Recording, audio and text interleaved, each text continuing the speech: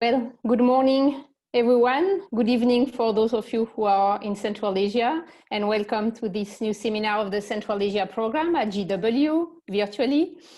We are here today to discuss a topic that I always thought was really of great importance, and I'm happy we have here discussed now, which is the relationship between labor migration and educational attainment in Kyrgyzstan. I remember a few years ago having really interesting discussion in Kyrgyzstan about trying to understand the impact of having parents migrating for labor purposes in Russia and how that could impact children schooling results. So I think it's a key issue for a country like Kyrgyzstan that has a huge labor migration population, and also who kind of try to fight against the kind of lowering level of primary and secondary education. And so for this discussion today, I'm really happy to receive really one of the main specialists on educational issues and assessment in Kyrgyzstan, Dr. Todd Drummond, who is currently the Director of Assessment and Education Services at the American Council for International Education in Washington, D.C. Todd has been working on Kyrgyzstan and on the whole region for a very long time. He was a Peace Corps volunteer in Bishkek in the 90s. Then he served as the country director for the American Council for International Education in Bishkek.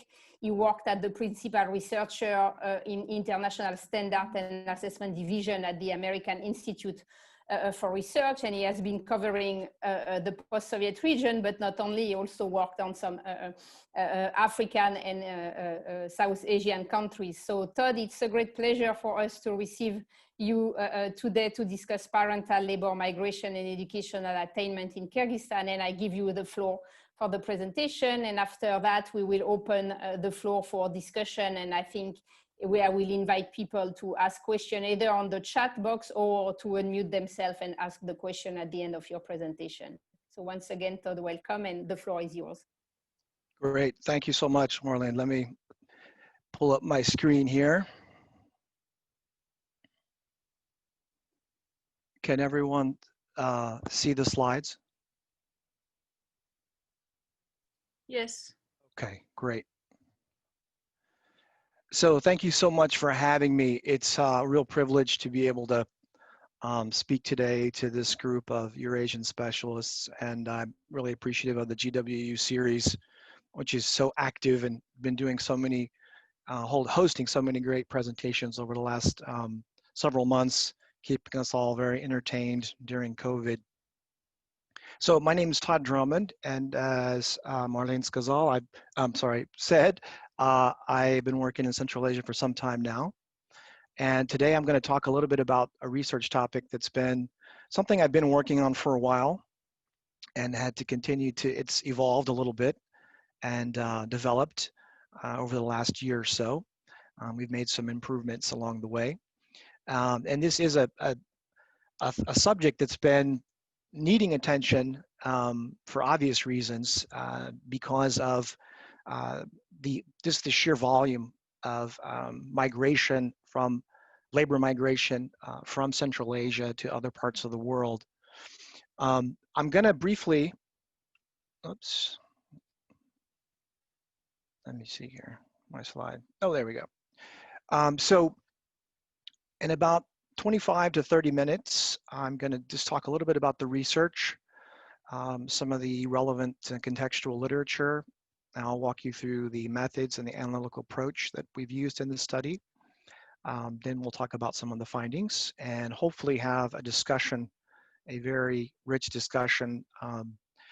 I've made this presentation before, however, not in a group that with the kind of expertise on Central Asia and Kyrgyzstan. So it'll be probably somewhat different than the previous discussions I've had.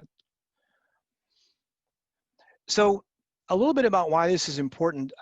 Clearly there's a lot of research in North America and Europe, has been for some time, on the importance of parental engagement and learning to learning outcomes of students.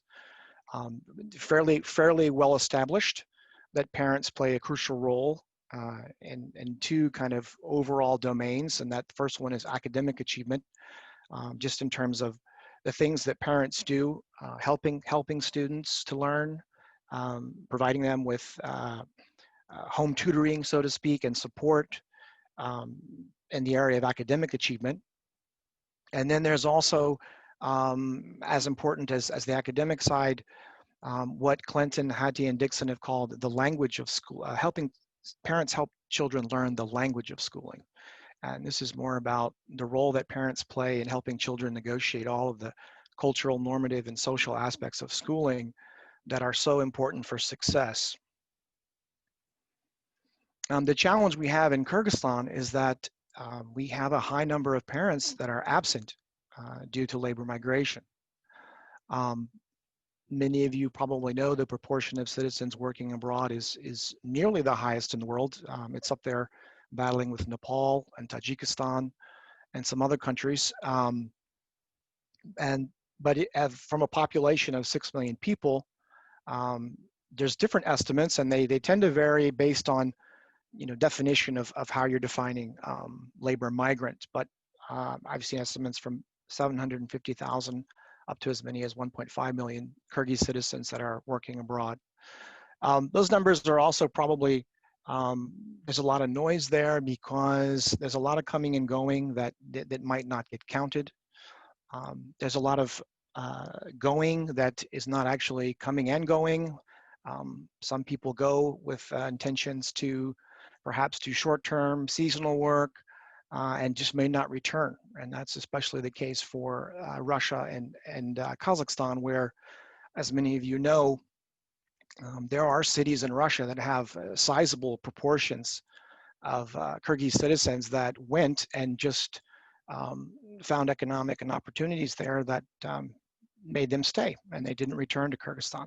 So there is quite a bit of noise in the numbers, but nonetheless, we know that as a proportion, it's quite large. And you can see the 2016 data from 2 million in remittances that were returned to Kyrgyzstan from work abroad. And as I mentioned, there are different definitions of migrant labor, and frequently it kind of hinges upon whether or not there's this notion of an intentionality to stay, if it's temporary work, seasonal work. And as I already touched on, it's very difficult to determine in the Eurasian context. There's just tremendous diversity across families. And there's also tremendous diversity across socioeconomic and professional profiles. I think the kind of early stereotype, and certainly if you watch a lot of Russian press, you have an image that most of them are shop managers or construction workers, working in kiosks, perhaps traders in the bazaar, waiters, taxi drivers. But there's also an element of highly educated professionals, business owners, teachers, doctors, engineers, etc. I'm going to show you some interesting data here in a moment from our study, but I think this is, there's one kind of perception from the media, and there's a lot of like anecdote and things about needing Kyrgyz language to survive in Moscow and things like that are based on kind of the popular perception that all of your kiosk managers and whatnot are Kyrgyz or perhaps from Uzbekistan or Tajikistan. But that's just keeping in mind the long-term connections between Russia and Kyrgyzstan, and the fact that many professionals as well have been educated in Russia or Kazakhstan and other parts of the former Soviet Union. There are these long-standing ties between the countries. Not to mention, of course, unfortunately with Kyrgyzstan, the continued kind of what I would call constant state of instability that we've seen, and unfortunately we've seen again recently with what's going on there and just over the last several months. I think most people are quite familiar that some of the more popular destinations include Russia and Kazakhstan, and of course a little bit less so UAE, Korea, and in some cases the US and parts of Europe. So the question that we wanted to explore was, what is the relationship between migrant parental absence and grade 4 pupils' learning outcomes? Now, something that I'd like to maybe touch on during the discussion Someone once asked me, does it make sense at all to talk about, migrant parental absence? Is not absence simply absence, and does it really matter? And I think in some ways it doesn't, but in some ways I think it does. And we can talk a little bit more about that, of why we kind of conceptually feel it's important to kind of isolate this variable of parents who are absent from the home, but are there perhaps absent by choice. And obviously with in the case of migrant labor, it's by choice, as opposed to parents being out of the home either through death or divorce or other factors. But it is an important question. I mean, why would we choose to kind of focus in on the migrant parents? But I think we can address that a little bit more in our discussion. So we're using this is a quantitative study. Well, we're looking at data from the National Assessment of Educational Achievement, which is nationally representative data. We are looking at our dependent variables are test scores, and we have 3 subjects: mathematics, reading, and science. Those are our outcome variables. Our primary variable of interest is migrant parent status. And we also have 8 independent control variables entered into the model. For example, economic status of the family. And I'll share a little bit more. I'll show you all what all the variables are in just a minute. So we've got 6,244 grade 4 pupils assessed across the Republic in all 3 languages of instruction. There's actually 4 in Kyrgyzstan, as you know, but the number of students studying in the Tajik medium is limited just a handful of schools. I think there's probably 3 or 4 schools in the Chongalai district where they have, the numbers are negligible. We have benefited in our analytical methods from, I saw that David Noel was online. I'd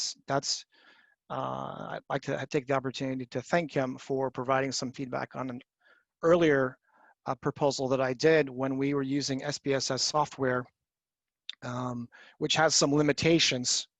And so we did the data analysis in R this time, and I think the overall results are similar, but there were some small changes around the margins there. So thanks to David for providing that critical feedback, and I'm sure he'll have more good feedback today as well.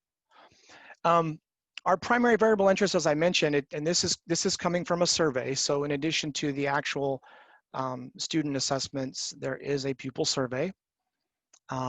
It consists of about 26 total questions, and we were able to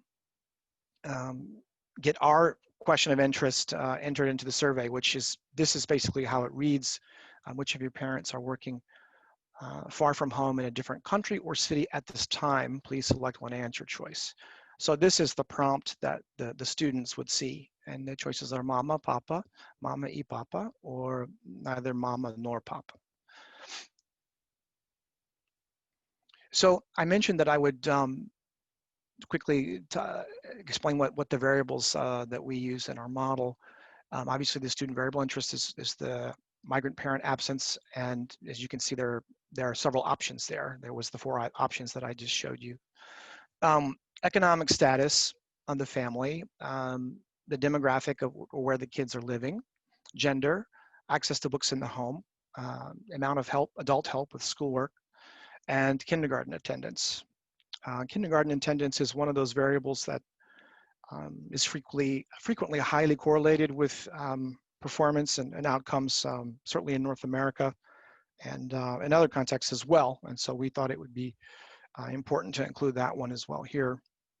And then we have a teacher variable as well, which is teacher experience in years. So briefly, just a little bit about, these are to give you kind of a better understanding of the demographics of the breakdown. Participation. In terms of residents, that largely reflects the country. You have about 64% of the people living in what are considered village areas. It used to be a bit higher, used to be 70 until the official kind of demographic category of Vysoky Gorny Mist, high mountain elevation, is now considered a separate demographic category. About 14% from Bishkek. And the small cities are basically considered your oblast centers, your Karakol, Tokmak, Karabalta, Kant, Talas, Narin, Batken, Osh, Jalalabad. I might be missing a few. I think there's probably 12 to 15 that would be considered small cities. And then the language of instruction, which is also interesting. It's something to return to. It's kind of ironic, but Russian has actually enjoyed kind of a resurgence in recent years in terms of popularity.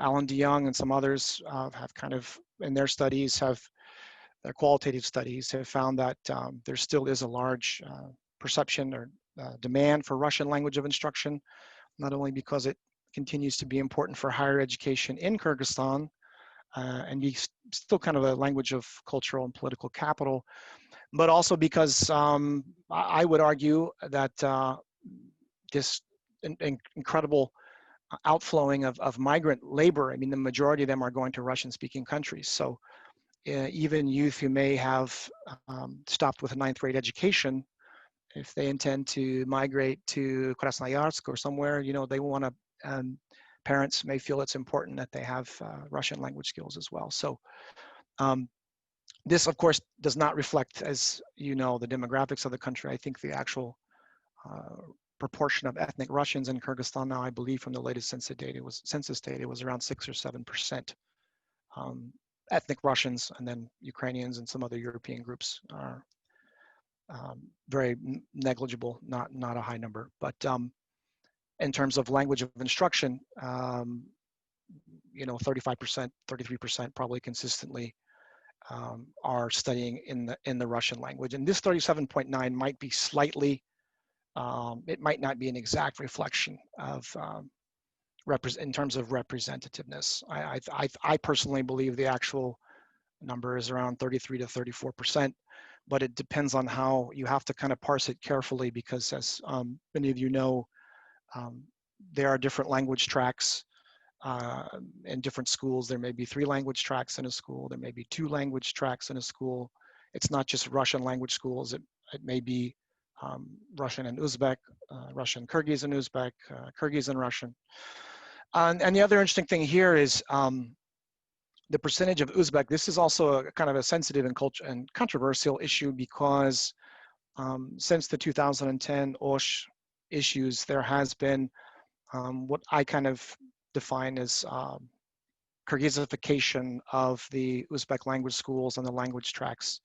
A lot of schools that were traditionally Uzbek language, offered Uzbek language of instruction, have now kind of been, I would say, I don't want to be too controversial, but I would say that they've been pressured to move over into becoming Kyrgyz language instruction schools, and that's something else we could talk more about. I think that number 20 years ago was probably closer to 15 or 16% of the students were studying in the Uzbek language tracks, and the reason I say that is based on some data from the amount of kids who were taking university admissions examinations in the Uzbek language, and some other various data points that you kind of have to puzzle together. Okay, so just briefly, results, not super important for what we're looking at, but I think it's kind of interesting to see. The standard deviations you see there are actually not broken down by gender. Those are overall standard deviation for math and for reading and science. But just to give you kind of a ballpark, I think it'll help you when we look at some data here in a minute. The girls outperformed boys at statistically significant, the differences were statistically significant for both math and reading, not for science.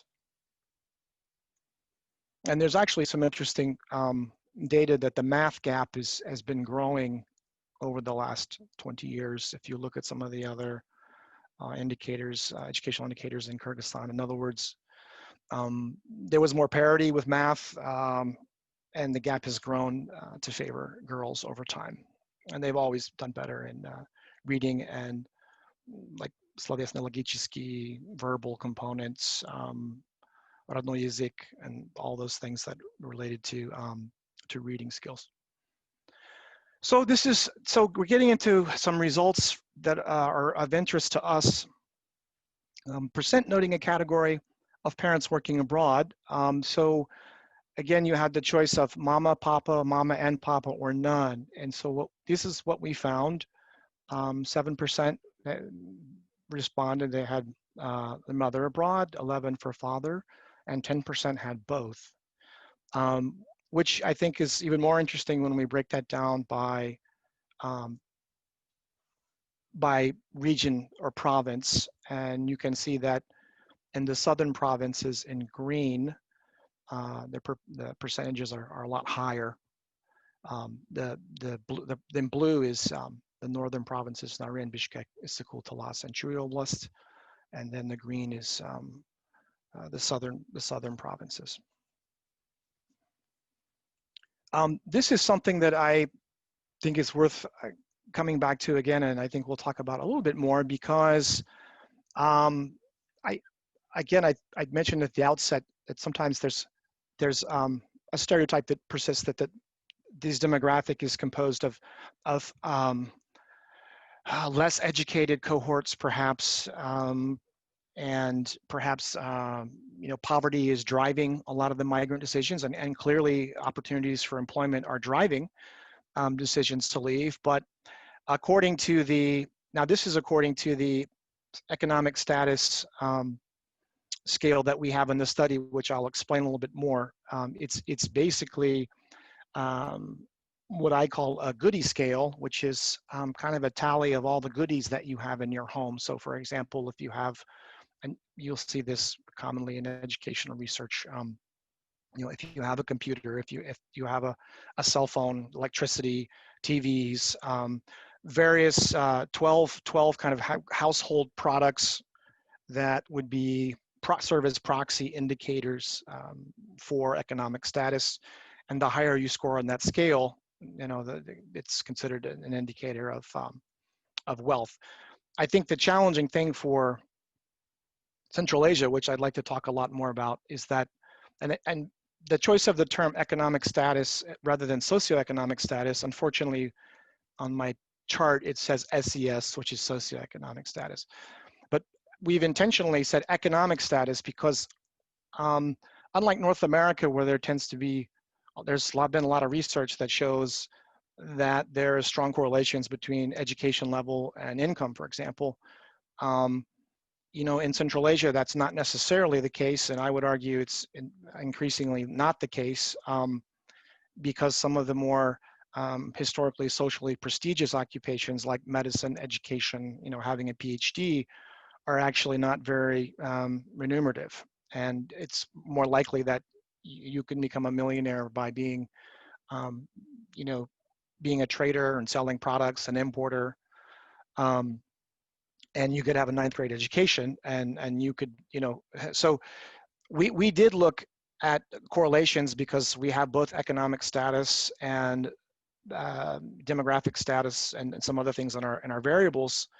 And obviously when you have independent variables in your model, they can't be highly correlated because then you'll have issues with collinearity. And there is a correlation in Kyrgyzstan looking at our data, but it's not as high as you might expect. I mean, 0.4, 0.5, 0.45, based on, well, anyway, I'm getting off too much on a tangent, but we'll return to this issue. But what this is telling us for our purposes is that amongst the group that has migrant, 1 or 2 migrant parents abroad, this is how they're classified in terms of their SES, their economic status. So only 19% would be considered low economic status. Only 35% would be considered high. And I think we'll come back to this in a minute because I think it helps explain some of the results in the study. So to our findings, I'm going to present the coefficients and the data in a second, but I just want to present the big ideas first. The variable both parents at home, or as you saw, neither abroad, was positively associated with higher scores on all 3 tests. the math, reading, and science, when included as an interaction term with economic status. And I'll talk a little bit more about that in a minute.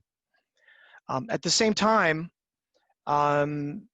it was not the most important variable in explaining the variance in student performance. It was the third for reading and science, or the fourth for math, most important variable. And what I mean by important is the coefficients that indicate what proportion of variance a particular variable explains. And I'm going to show you those coefficients in just a second. But a couple of other things that I think are worth stopping on.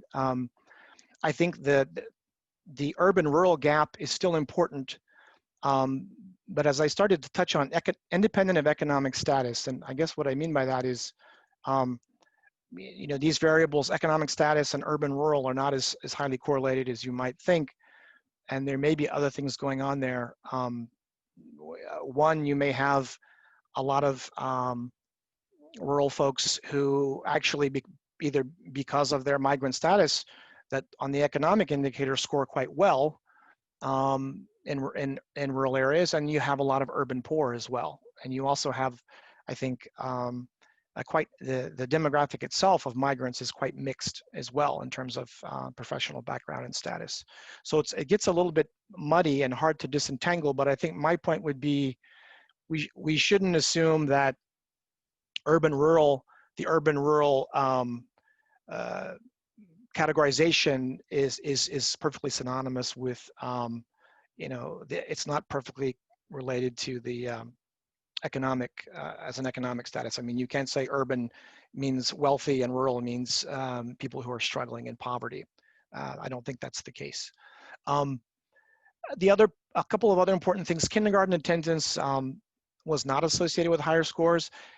It was initially in some earlier analyses that we did before we introduced interaction terms into our regression modeling. And this is kind of important because at least in the education literature, there's quite a bit of research that shows early start and kindergarten attendance is really important and in terms of educational outcomes. But we did not see that here in this case. For mathematics, access to books in the home was important, and there was a positive association between having more books and having higher scores. And then teacher experience, it was a statistically significant variable, but the coefficient was quite low. And in a case of a study with 6,000 pupils, just because something is statistically significant doesn't mean it has a lot necessarily practically significant, because a lot of times when you have a large number of people in your data set, you'll get statistically significant results, but in reality, it's you know, the variable has a quite marginal impact. But there's an interesting finding here that you see in parentheses negatively. Teacher experience was statistically significant, but interesting. There was a negative association. In other words, the more years you had teaching, the poorer your results were on the test. That's one of those things that's kind of a head scratcher. I have ideas about why that may be. We can kind of return to that in the discussion a little bit later. So I'm not going to dive too much into each of the tables. What I'm going to do is I've taken the liberty of kind of distilling out from the tables for each of the language groups kind of what's important, and I'm going to present first the results by test score impact, and then I'll show you the standardized coefficients, which as you'll see, I wrote in order of explanatory importance, and that explanatory importance is actually determined by the size of the standardized coefficients. But I'm going to show you this first for people who done less quantitative research. It might be just easier to get your head around if we talk about what the test score impact is of the different variables. So the first thing you see is that the most important variable is economic status for all three subjects. So you can look at that. Number one is the standardized coefficients for reading, math, and science. for economic status were the largest in each of the subject matter areas. And so the way to interpret that, and we have continuous variables here, but we also have categorical variables. So for economic status, I wrote economic status is a continuous variable on a 12-point scale. So the way to think about that is 1 unit in increase on the scale is associated with plus 8 points on the score. So it may not sound like a lot, 8-point increase, but if you say maybe there's a 5-point difference in scale, let's say one child had a 3 on the scale, another had an 8 on the scale, the actual test, the implications for that are 8 times 5, 40 point score difference. And you can see that that's similar across all 3 of the core subjects. Also, for reading, being in a small city was associated with, on average, 44 points lower score than the other categories. For mathematics, as I mentioned already, interestingly, only for mathematics, not for other subjects, having many books in the home was associated with, on average, plus 38.2 points. And then we get into our interaction terms, which interaction terms, it's conceptually can be kind of difficult to think about, but I want to just talk a little bit about that for 1 second. So the significant interaction term, econ, and it's a product term, so it's 2 variables together, right? That's what the asterisk represents. It's a product of econ and abroad parent status, and in this case, the neither abroad variable was significant, and that indicates that the impact of economic status on outcomes depended on the abroad parent status. In other words, we say was mediated by that. And we, as you know, we had 4 categories. We had both abroad, neither abroad, father abroad, or mother abroad. So in the case of reading, the interaction term econ times or product of neither abroad, it was a significant variable. If neither parent was abroad, then the effect of a 1 scale increase in econ scale resulted in an increase of 12 points on your 12 assessment points, or 12 points in your test score, while controlling for other predictors. And there's a similar effect there for mathematics and science as well, although the impact is a little bit different. At the same time, if you look at science, so the interaction term of economic status and village residence, you could see that if you were a village resident, which you had a smaller overall growth. So for example, if a student lived in a village, a 1 scale increase in economic status resulted in an average of 3.5 increase to the test score while controlling for other predictors. So these are, let's now look at this, because I said I would come back to this idea of why do we know economic status is most important, and that's, here you see the coefficients. And in all 3 cases, if you look at economic status for reading, the standardized coefficient was 0.2, 0.2 for math and 0.23 for science. And so the strength of, which of these variables is contributing most to the variance overall is the strength is indicated by, the size of the coefficient. And that's why these are, you can see these are kind of, rank ordered in that way. But I find it meaningful to talk a little bit first about the actual impact on test scores, because I think it helps people kind of conceptualize what we're talking about rather than talking about standardized beta coefficients. Overall with the model, these R-squareds are not high, and the R-squared, well, let's go through this quickly. So the R is an indicator of the correlation between the dependent variable and the effect of all the independent variables combined. So 0.4, and then the R-squared 0.17, which is really important, is how much is our model explaining? And these numbers are not high, and that indicates to me that we're still not tapping into some really important variables. And I have ideas about what those might be. And we can talk a little bit more about that in the discussion. I've gone 30 minutes, but we're almost done. So a couple of issues for further pondering.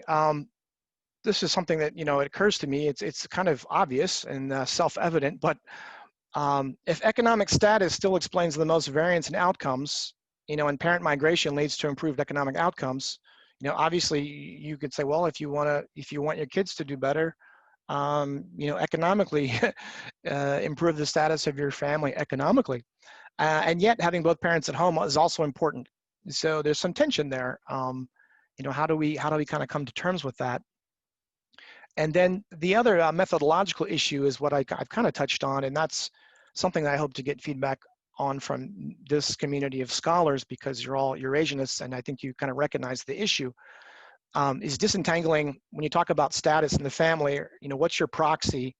I argue that it doesn't really make a lot of sense in Kyrgyzstan to talk about socioeconomic status for the reasons that I mentioned, and that it's possible to have extreme wealth with low levels of education, and it's possible to have a lot of social status and actually be quite impoverished, and that's a challenge. And establishing good data points on income, we know is not reliable because there are not obvious reportable official data that we can kind of latch ourselves onto. In North America, typically researchers in education, they use free lunch status as an indicator for lower socioeconomic status in U.S. schools. And there's a lot of criticism of it. There's a lot of kind of, hand-wringing, and there's some modifications to that, but more or less, it is a reasonably accurate, I would argue it's a reasonably accurate indicator of socioeconomic status for the family. So those are some things that this raises, and I will stop there. It looks like I've gone about 35 minutes. So thank you so much. I appreciate your attention. Thank you so much, Todd. Really fascinating research and fascinating results. There are already several questions in the chat, but because we are a small group, maybe we have time to give the floor to people if they want to unmute themselves and ask a question. I think that could be good. Otherwise, I'm happy to read their question. But Chris, you were the first to ask a question. Would you like to unmute yourself and ask it directly to Todd? Sure. I just had noticed your dependent variable was a question to the children on whether the parents were in a city far away or a country far away. How were you able to assess that this meant abroad? And then especially you had a difference in the southern region versus the northern region. So does that difference, could that be people from the south who've migrated to the north and not necessarily out of the country? Yeah, very good questions, Chris. Good to see you. So the survey question is, that's an independent variable. The dependent variables are your test scores, right? For all subjects. Their outcome variables are the test scores. If I understood you correctly, the question of, there's kind of a big picture issue here involved when you work with fourth graders in general. Fourth graders are very unreliable, and this is one of the reasons why there aren't questions about, tell us about the level of higher education of your mother or your father, which would be an important variable. But it's perceived that, most fourth graders in any context, in any country, if you ask them, does your father have a master's degree or a PhD or if they have higher education, you're not going to get reliable responses about that typically. I think, it is possible. The question reads, were they in any other or any other country or city far away, right?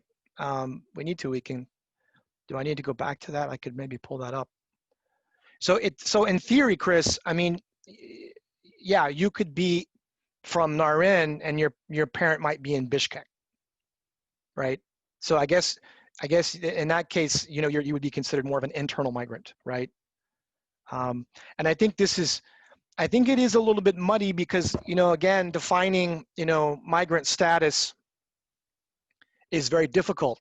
There are different types of migrant or, you know, being away from home. And this gets into the question of conceptually, why does it make sense to even talk about it? My argument for talking about it is twofold. One, even as muddy and as noisy as it is, one, you know, the decision to go away from home and work is still a decision. And I think if there was considerable evidence that that's damaging to children, you know, it might impact people's decision calculus as to whether or not they go away. Some people, of course, will say, well, that's ridiculous. If I can't, you know, I'd love to stay here and help my child learn, but I need to feed them. And that's, you know, Maslow's hierarchy. And so regardless, I'm going away. But nonetheless, if there was clear information about a negative impact of being away, families could have that decision-making ability. And I think that's important. The second reason is for policymakers, I think what we're seeing in Kyrgyzstan, you know, there are particular regions, especially in the south, where this issue is becoming a very serious social issue where you've got, you know, entire villages in some cases with all the adult, you know, you got kids running around, you got adults that are absent. And so from the ministerial standpoint, I mean, maybe they need to be focusing resources on addressing, you know, how do we support large swaths of, you know, these communities and support them better when we know that there's this issue of massive kind of absence. So I think those are kind of rationales for focusing on this element of the kind of voluntary exit. But I think you're right that there is a lot of noise in terms of, you know, classifying accurately. I think that if you sat down to classify each kind of type or category of parental absence within the context of going somewhere else for work, we'd have a lot of categories, and I think it could get really messy, right? And so did I answer? Was there another question, Chris? No, but those two, yeah? Yeah. We had other Okay. question in the chat, and maybe Damir, would you like to ask your question? Good evening from Berlin. I'm Damir Isanalif. I'm economist, so I also work on Kyrgyzstan mostly. But many thanks for the study. I think it really adds value to the big question in Kyrgyzstan because we discuss a lot about social cost of migration. So definitely, given the limited number of questions you've collected in the survey, I mean, seems to be some questions cannot be really asked, but definitely very welcome. My question relates to the another cohort of that took test, grade 8. So I know this test is done more or less every several years. Do you think grade 8 will be showing different results, or would you expect more or less similar effects to be found at that age group? Thank you. That's a great question. And I can only kind of speculate as to what the data might show. I can say the reason we purposely selected grade 4 was kind of for the same rationale that we always talk about the importance of early childhood and catching things early, right? There's a lot of focus on grade 4 and literacy initiatives and numeracy initiatives, and the idea is that research shows if you can't make corrections and make adjustments to instruction, and you can't improve teaching, and you can't get kids learning, for example, to read by grade 4, you know, the chances are that you'll start losing them, right? And by grade 8, you know, these are almost adults. So we kind of consciously focused on grade 4. I do think that we should also look at grade 8 because I really don't know the answer to your question. It's a great empirical question that we need to look at. I might speculate and say that I would probably, personally, I would speculate and say that the results might be a little bit more dire even, because I think if you have a lot of kids in 8th grade who've had parents gone for many years, by the time they get to 8th grade, we may see a greater effect in terms of their they're missing out and they're performing at worse levels. But that's pure speculation on my part at this point. Thank you so much, Todd. We had a question from Mindi. Mindi, would you like to read your question? Okay, can you hear me? Yes. All right, good, thank you. These are wonderful sessions and I really want to congratulate you for putting these on. I asked about the people who are with the children. Now, these can be grandparents, they can be aunts or uncles, and you've answered to some degree in that it's very hard to get a reading from the respondents as to the educational level of their grandparents or their aunts or uncles. But do you have any sense of this and how this might impact the young people? So Mindi, if I understood correctly, do you mean in terms of what those levels of education might be in different regions of the country? Is that the question? Yeah, the children are going to be staying with someone, presumably, and that someone could well be a grandparent or both, or aunts or uncles. And I would assume that their level of education would impact on the students' abilities. Do you not think so?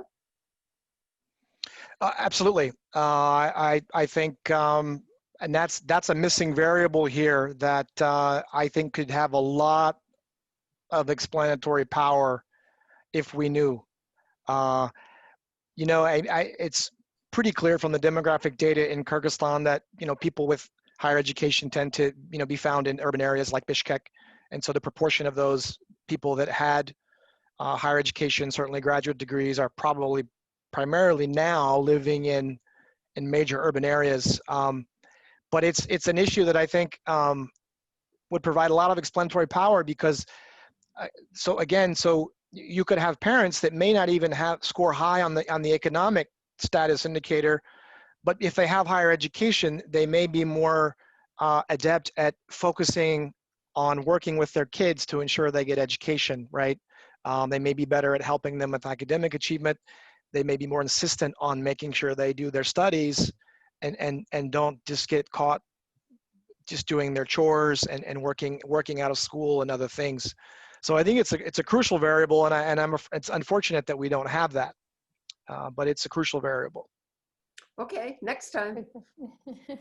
Yeah, that gives you some ideas for the next survey. We had a question by Douglas Hartman asking you to explain the negative relationship between teacher experience and student performance, which seems to run counter to what we see in North America. So could you comment on that negative relationship? So, yeah, again, you know, with the qualifier that, you know, this is me speculating, obviously. You know, when I've been working in education in Kyrgyzstan since 1994, and a common popular kind of mantra you hear, at least in the aid community, probably not as much in the academic community, is, you know, that one of the obstacles, and this is kind of like an urban legend, one of the obstacles to educational reform are all these older teachers who are set in their ways and won't change things, won't adapt new ideas, won't grow. You know, they're used to their very teacher-centered classrooms. They're used to, you know, demanding knowledge reproduction and rote recall. I think there's a lot of truth in that. But for me personally, after spending a lot of time in the country, I kind of started to push back on that idea. And the reason I did is because I think it's a dispositional issue. And I've met plenty of young teachers who really couldn't have cared less about professional development and growing and improving. And I met plenty of Soviet veteran teachers who were very open-minded and very, you know, embracing new ideas and very excited. So I tend to believe that to always push back and say, I think that's a stereotype. I don't think we should be saying, you know, and in many ways now you could argue the Soviet teachers are the ones that had the greater knowledge anyway. And I think that's probably true. Regardless of what their methods are, you know, not being interactive enough, you know, it's a very Western idea that everyone has to be democratic in the classroom and democracy and what have you. I always push back against it. However, these results tend to indicate that maybe there's some truth to that stereotype. You know, the more years you have, the worse your kids are performing. Now, we went back and looked, you know, frequently when this happens, you know, your first reaction is, okay, we've coded the data wrong. We need to look at our methods. What did we do? We made a mistake. And we've analyzed and reanalyzed, and it holds across the different language groups that the teachers with the greater years of experience, their students are performing worse, at least on this grade 4 assessment. So I'm a little bit at a loss. I feel like I need to kind of defend the honor of the Soviet teachers and the older teachers, but maybe there's a lot of truth to this notion that and as you probably know, Doug, all teachers are overworked in Kyrgyzstan, right? They're all teaching 40 hours a week or something ridiculous. These class loads it's hard for anyone to want to be engaged in professional development and constantly improve, no matter how old you are. So that's a big challenge. I wish I had something smarter to say about it. No, but I think you mentioned really kind of critical points also on the fact that teacher in the whole of Central Asia, in fact, worked in such bad condition that it's also impacting the way they can teach. There was also a question related to the language issue and the overlap between receiving teaching in Russia and receiving teaching in Kyrgyz, and the kind of urban-rural divide. And so, because there have been this notion, right, to say that school in Russian usually have better results than school in Kyrgyz. At the same time, they are very often in urban regions. So is that really about language, or is that about the kind of economic status? But at the same time, Russia has been trying to push or have been invited by Kyrgyzstan to reopen some school that would be kind of, sponsored by Russia and Russian speaking in rural regions. So could you talk more about on your data if the language issue play a role in the grade and how it's overlap with the urban-rural divide? Well, based on all the data sources we have available, and there's quite a bit now on this, if you look at this National Assessment of Educational Progress, if you look at PISA, which is the international comparative study that was conducted in Kyrgyzstan in 2006 and 2009, if you look at a lot of the assessments done by UNICEF, and if you look at the university admissions examinations, all the data indicate that there are serious achievement gaps between favoring the Russian language schooling and then university admissions, which is it's not a sample, it's a select exam with people who choose to go to higher ed, 30, 40,000 kids a year. I mean, it's almost on the magnitude of 1 standard deviation difference. Some of the mean score differences are quite dramatic. I do think this needs to be broken down a little bit more carefully because, as you mentioned, Marlene, that the groups are concentrated in urban. The Russian schools tend to be concentrated in urban areas, certainly historically. The Chu Valley and Bishkek are where most of your Russian schooling is, and then in the Kyrgyz groups, they tend to be concentrated in rural areas. And so there is definitely, I think, a connection between poverty and socioeconomic status and those outcomes. I think that's, as a rule, there is a strong parallel there. But I would say that what I think is interesting is that you do still see, at least you have until very recent times, a strong demand for Russian language instruction throughout the country. There are not as many schools that offer it, but if you go and talk to teachers in places like Atbashi or Naren or Kachkor or in Talas, one of the things they will frequently tell you is we wish we had, those groups are oversubscribed. Parents still want their kids to have instruction through the Russian language medium.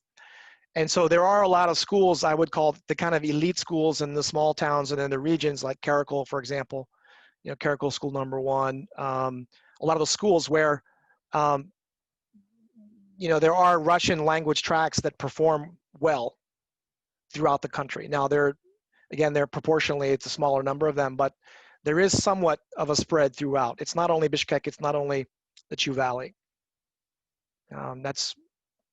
We did not look at this, I'm kind of giving you answers based on previous studies and experience, not necessarily this data set in terms of the relationship. But I hope that's helpful.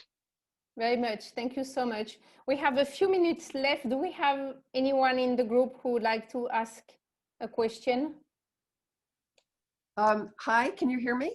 Yes, Mindi. Well, a quick question. I know it's not critical, but I'm just wondering, at the secondary school level, where could students study English? Is that an option at all in public schools? Yes, it is. And they increasingly start, you know, at younger years. I know as early as the 1990s, they were starting English in grade 5, you know, 2 hours a week type thing. And they have lycées and special English schools where they may have a higher number of hours, 3 to 4 hours a week as a foreign language. Mostly urban schools? No, English is taught, I would argue, fairly consistently throughout. I mean, there may be problems with cadres now in certain rural areas with getting good teachers. But it's foreign language is you know, it's offered. And of course, it used to be basically English or German, but the popularity of German has really declined over the last couple of decades. So it's down to almost nothing in terms of, if you look at kids who take the university. In fact, I think they eliminated the university admissions German subject test a couple of years ago because you were down to the hundreds. Thank you. Yeah. And Chris, you were saying in the chat that minority parents in Tajikistan and Kazakhstan prefer Russian school. So you have, yeah. Go on. I think it echoes the same thing that you had mentioned. One thing that was interesting is that the minority groups did choose the Russian language track mostly for higher quality and then greater accessibility.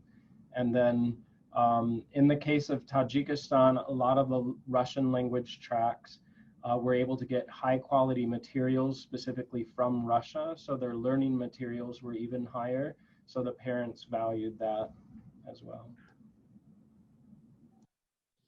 Yeah, we didn't mention that, but of course the issue of textbook themselves, right? Accessing textbook and textbook of good quality is also a key issue for teacher and for students. So that's more the material aspect of production, right, of knowledge, which is also really critical.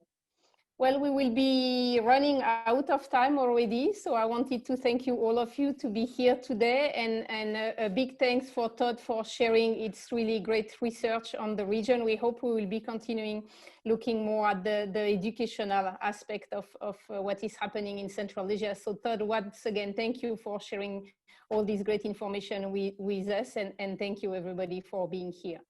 Thank you. Thank you so much. Bye.